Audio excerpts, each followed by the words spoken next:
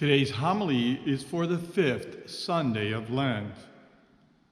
The gospel today shows the difference between the scribes and the Pharisees and Jesus.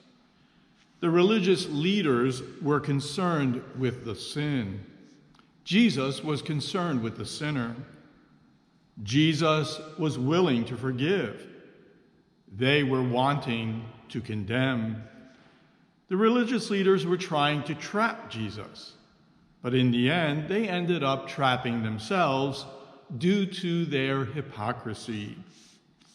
The gospel says that the scribes and the Pharisees brought a woman who had been caught in adultery and made her stand in the middle. This must have been very humiliating for her.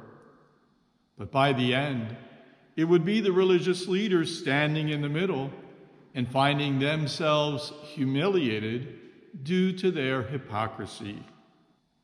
They said to Jesus, "Teacher, this woman was caught in the very act of committing adultery.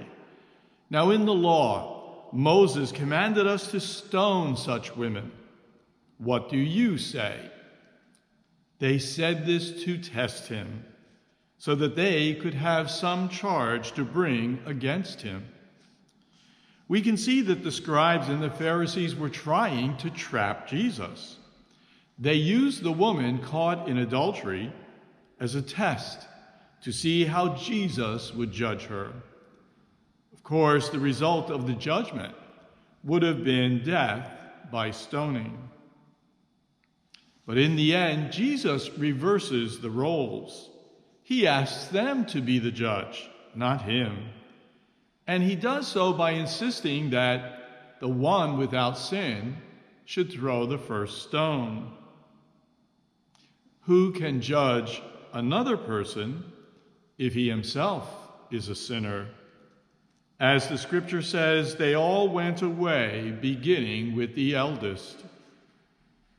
The woman is now alone with Jesus, and she experiences not condemnation nor reproach, but mercy. This is the experience of Lent that all of us are called to enter into. Jesus stands not to judge, but to forgive, not to condemn, but to give new life, new opportunity, new direction in our disordered lives. Like the woman in the gospel today, Jesus invites her to sin no more. Jesus invites us to also sin no more. Our gospel reminds us of the mercy of God, that God does not seek the death of the sinner, rather the conversion of the sinner. That God seeks to help the sinner to change and to experience a new life, a life free from sin, a life directed toward God and toward love of neighbor, from self-centeredness to God-centered.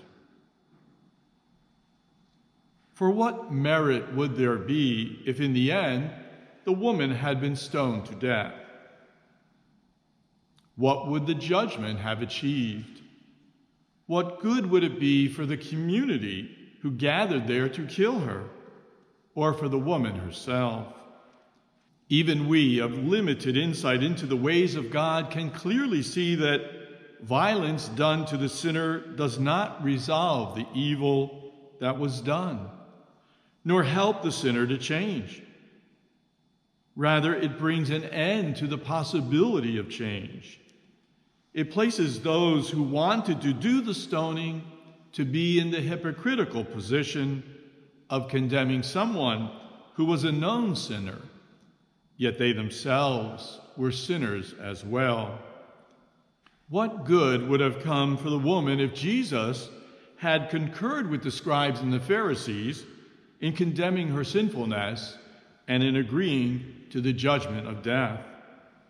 Rather, in the end, Jesus tells her, "Go and sin no more." New life in place of condemnation.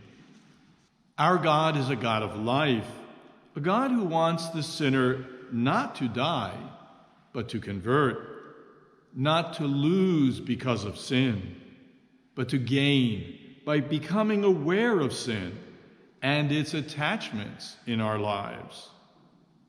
But there is no way for this to happen without the care, the mercy, and the intervention of God in the life of the sinner. Last week, we heard of the prodigal son, who one day, in all his sinful behavior and in wasting the inheritance that he had received, so generously given to him by his father, one day he wakes up and realizes how foolish he was. He returns to the father and begs forgiveness. And the response of the father was not judgment or condemnation, but mercy and forgiveness. So too the woman caught in adultery. And we might note, what happened to the man? For you cannot commit adultery alone. Jesus' refusal to condemn also reveals the hypocrisy of the religious leaders who only condemn the woman and not the man. Jesus offers the woman new life, a life built on forgiveness and mercy. This is what Jesus offers to each of us this Lent, to come to him, to receive his forgiveness, to put aside sinful past, and to begin a new life. Go and sin no more.